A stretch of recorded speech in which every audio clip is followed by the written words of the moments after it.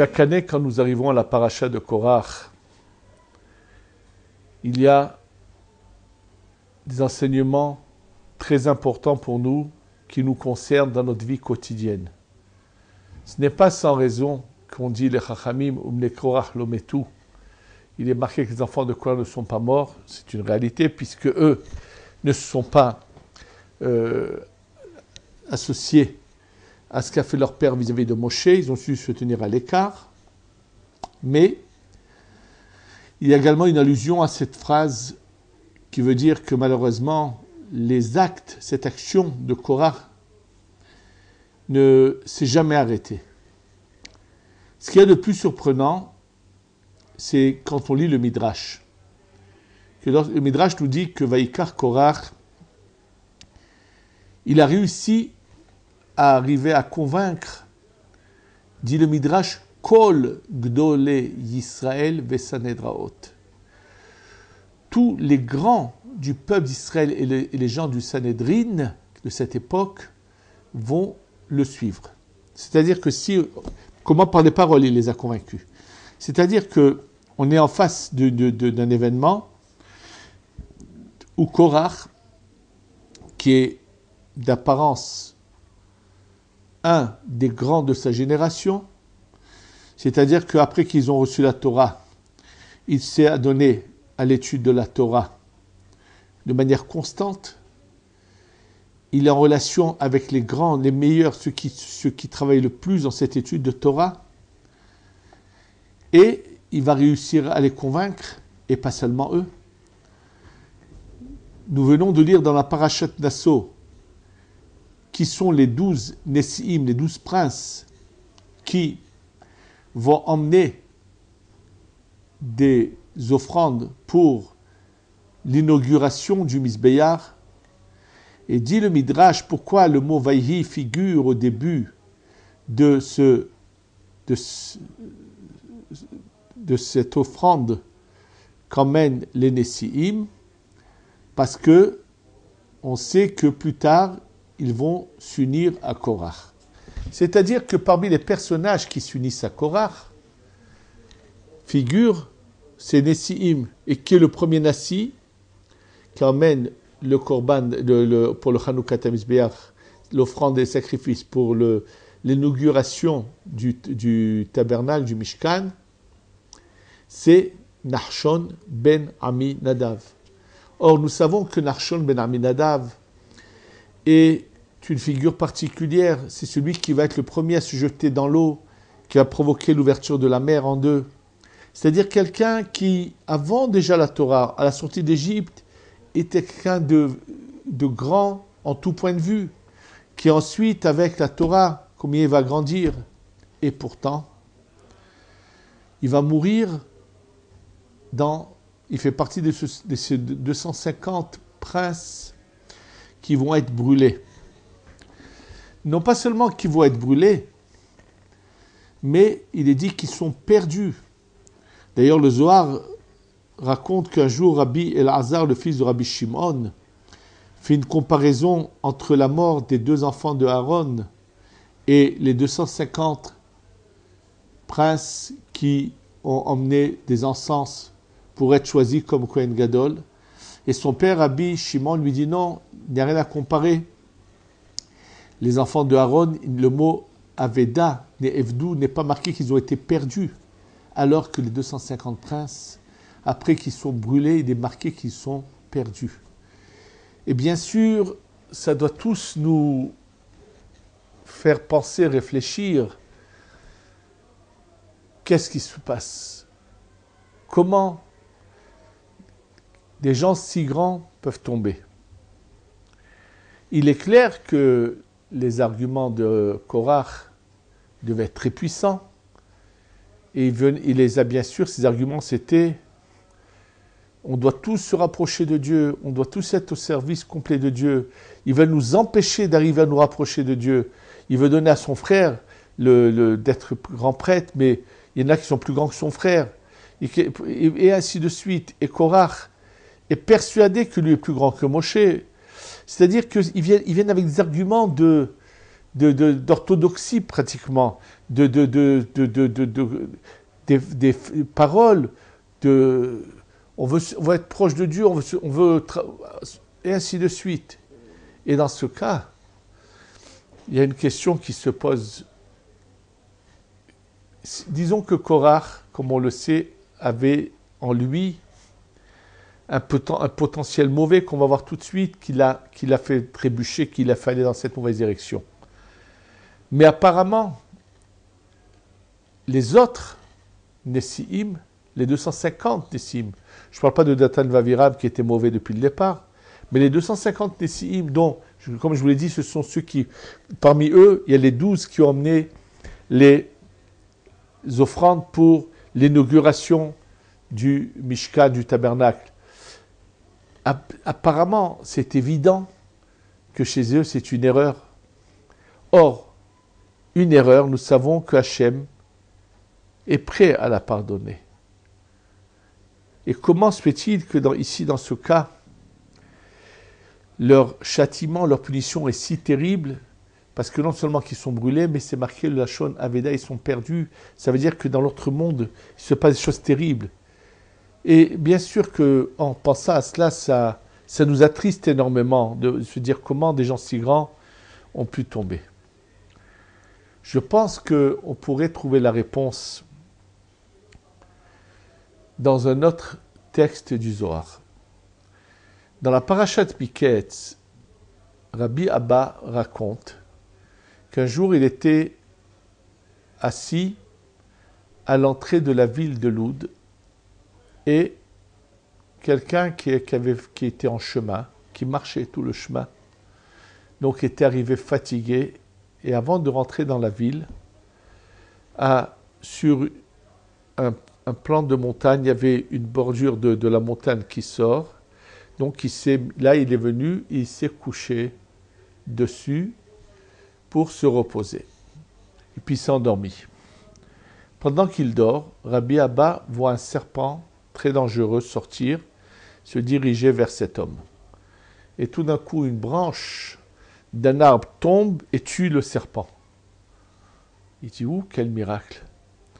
Et quand un moment après, cette personne se réveille et se lève et vient vers la route et voit le serpent, la roche sur laquelle il s'était couché, qui était une sorte de roche qui sortait de la montagne, tout d'un coup se détache de la montagne et tombe dans les abîmes, ce qui fait que si ce n'était pas levé à ce moment-là précis, Chas Shalom, il aurait pu également mourir.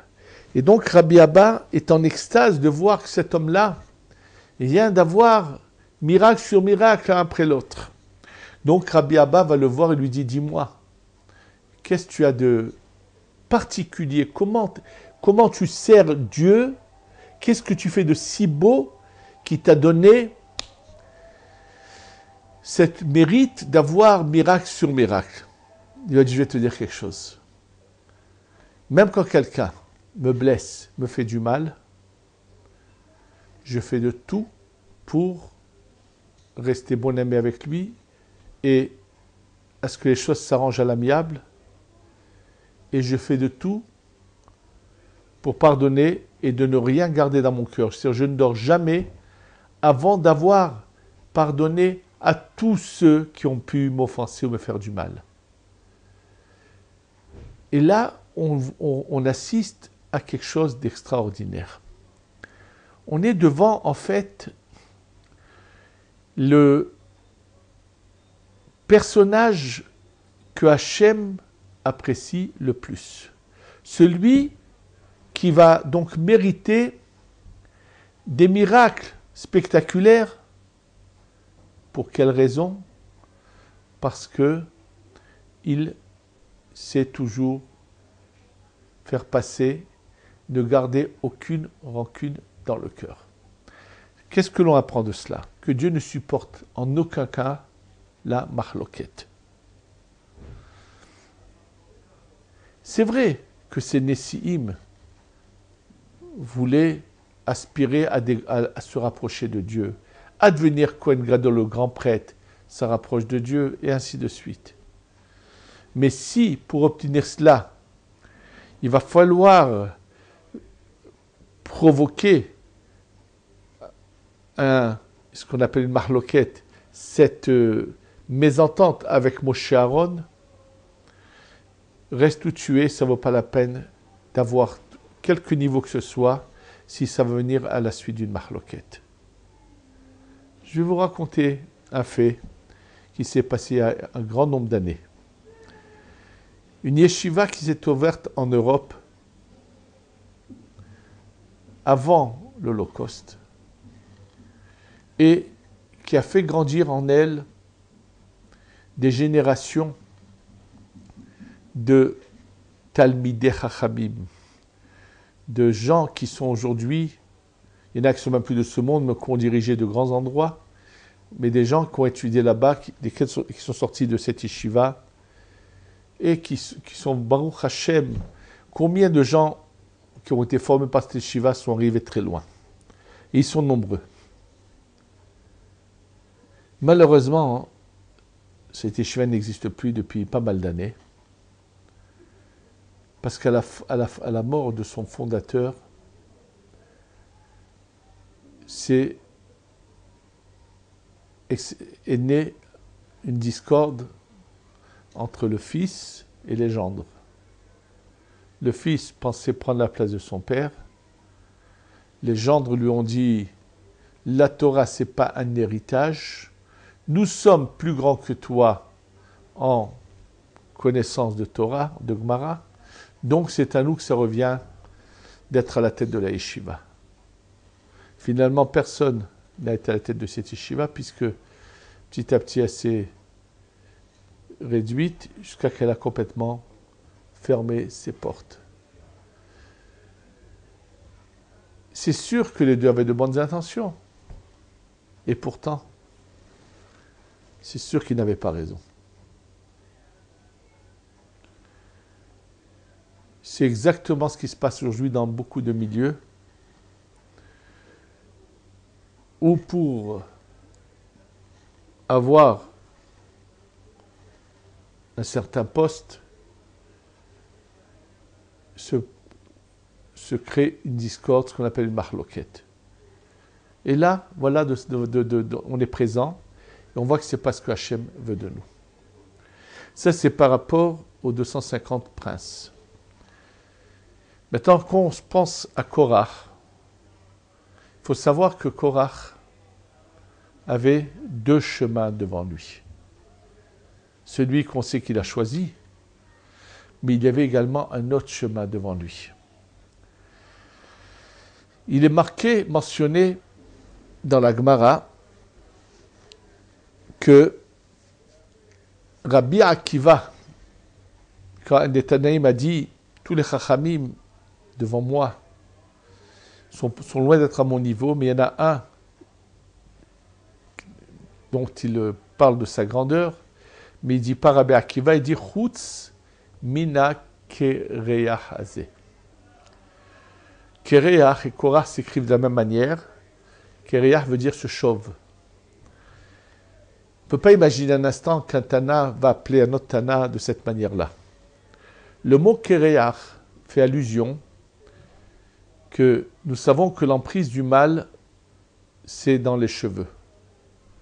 D'où l'importance de ne pas avoir de longs cheveux et d'aller souvent chez le coiffeur, garder une coiffure très courte. D'ailleurs, les Kohanim dans le temple devaient se passer la lame sur la tête au moins une fois tous les 30 jours. Si un Kohen était resté plus de 30 jours sans s'être passé la lame sur la tête, il ne pouvait pas faire son service au temple parce que il y avait un problème pour qu'il soit apte au service.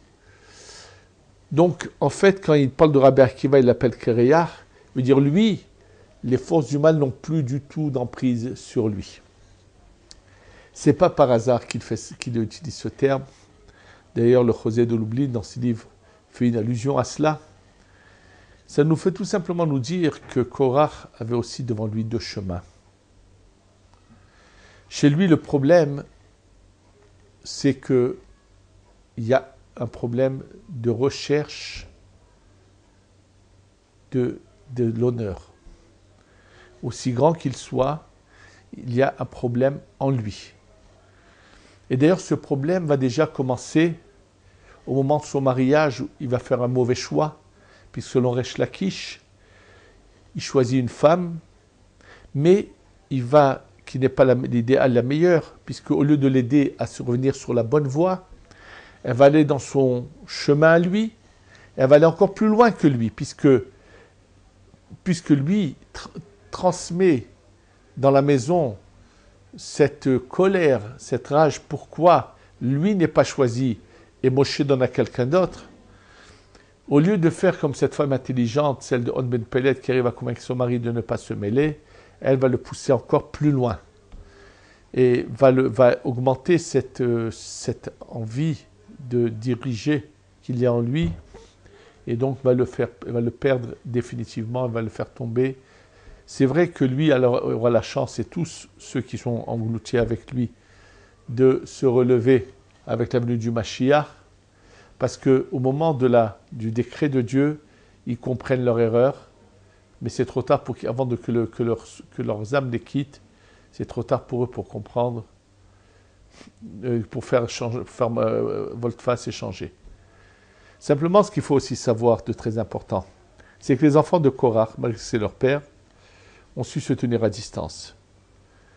Il semble que même si au départ Korach a réussi à convaincre, comme c'est marqué dans le Midrash, Kol Gdolei Israël Sanedraot, il semble qu'il y en a beaucoup qui ont finalement compris et ont changé de camp, se sont retirés. Puisque nous savons qu'il y avait de grands tzadikim de cette époque qui vont rentrer en Eretz Israël, qui vont vivre même des siècles, comme Aryeh Shiloni et d'autres, qui vont vraiment avoir la chance de continuer dans le chemin de Dieu, d'être des grands, et sans jamais trébucher. Donc, malheureusement, ça c'était ceux qui n'ont pas su faire marche arrière, qui ont été perdus malheureusement à cause de la Marloquette. Et chez Korach, il y a un autre problème. Et ce qu'il faut savoir quand on nous dit « Mais Kachra la Karla Atzmo » qu'il a pris quelque chose de mauvais en lui, il faut savoir qu'il s'agit que des fois dans la vie, même si une personne naît avec une certaine âme, elle peut, par la suite, par ses bonnes actions, avoir ce qu'on appelle « Ibur Neshama », qui va pénétrer en lui pendant un certain temps, ou jusqu'à la fin de sa vie, une partie de l'âme d'un tzaddik, ou l'inverse. Et dans le cas de Korach, malheureusement, il va faire pénétrer en lui le mauvais côté de Caïn. Et c'est pour ça qu'il va de nouveau avoir cette jalousie, il va être envieux, les mêmes erreurs qu'a fait Caïn. Pourquoi il a ça? Parce que c'est le chemin qu'il choisit. Il faut savoir une chose. Personne ne peut être sûr de lui jusqu'à la fin de sa vie. Rappelons-nous l'histoire de la Gemara de Rabbi Yochanan ben Zakkai, qui juste avant de mourir se met à pleurer. Et quand ses élèves lui demandent pourquoi tu pleures, il leur dit, je vois deux chemins devant moi. Celui du Gan Eden et celui du Gehinam. Et je ne sais pas vers quel chemin on m'emmène. Rabbi Yochanan ben Zakkai, ce grand personnage, il est conscient jusqu'où il est arrivé. Mais il se dit, est-ce que j'ai toujours fait le bon choix dans la vie? Est-ce que je n'aurais pas fait des fois des choses que je n'aurais pas dû faire? Combien de fois il arrive qu'on pense bien faire en voulant faire des remontrances à des gens et on les humilie en public, chose qui est inadmissible. J'étais une fois dans une synagogue où j'étais de passage, et au moment de commencer à vite, un rav présent avait dit quelques mots à quelqu'un d'autre qui l'avait questionné, et tout de suite, un personnage de l'assemblée, qui apparemment, même qui était un bon pratiquant, avait en lui une sorte de, je ne sais pas, c'est de haine, de jalousie, de mauvaise vue vis-à-vis de ces sages de la Torah, s'est mis à crier en public. Alors, tu vois pas qu'on commençait à vite, Pourquoi tu parles? Il est persuadé qu'il a fait une mitzvah. Malheureusement, ce pauvre malheureux, il devra payer cher pour avoir parlé ainsi. S'il avait quelque chose à dire, il aurait pu ne pas commencer sa prière, attendre que la personne, après la prière ou qu'elle sorte, je ne sais pas où il pouvait la voir, et lui dire, tu sais, j'ai vu que tu as parlé, lui dire gentiment, en tête à tête. Il y a plusieurs manières de dire les choses. Et combien de fois dans la vie on peut commettre des erreurs? Il est clair que chez Korach, ça a commencé avec le Yetzer Hara, ce mauvais penchant qui a réussi à lui faire croire que ce qui était le pire était le meilleur. Et souvent, on peut avoir en nous quelque chose de mauvais qui peut nous conduire vers la mauvaise direction. Il est préférable de ne pas acheter une montée à la Torah si en l'achetant, on va offenser quelqu'un, si en l'achetant, on va priver quelqu'un. Avant de faire, même qu'on veut faire des mitzvot, combien on doit faire attention qu'on n'est pas en train de faire quoi que ce soit sur le dos de qui que ce soit. Et comme je l'ai dit depuis le début, éviter la mahloket, c'est la base de tout. Savoir pardonner, c'est la base de tout. La leçon que nous devons prendre de toute cette paracha, de tout cet enseignement, c'est que Dieu préserve, de ne pas de commettre d'erreurs. Et c'est pour ça qu'il arrive des fois des gens grands qui peuvent tout d'un coup complètement tomber parce qu'ils font une erreur et font entrer en eux une mauvaise âme qui va ensuite complètement les engloutir. C'est pour cela qu'il faut tous les jours, en ouvrant les yeux, se rappeler une chose. Notre seul but est de servir Dieu comme Dieu le désire. Ne pas chercher ni des niveaux. Il n'y a aucune mitzvah d'être au shishiva, d'être admour, d'être quoi que ce soit. La seule mitzvah qu'il y a, c'est d'être au service d'Hachem. Et donc, c'est très important de se sauver de la mahloket, de ne jamais être une cause de mahloket, de savoir toujours pardonner, de savoir faire attention à que nos actes soient vraiment pour Hachem uniquement, sans jamais de faire de mal à qui que ce soit. Et plus nous serons unis, plus on rapprochera la Géoula, la délivrance que nous attendons tous les jours, et qu'Hachem nous aura la chance de revenir en Eretz Israël bientôt dans la joie. Amen, ve Amen.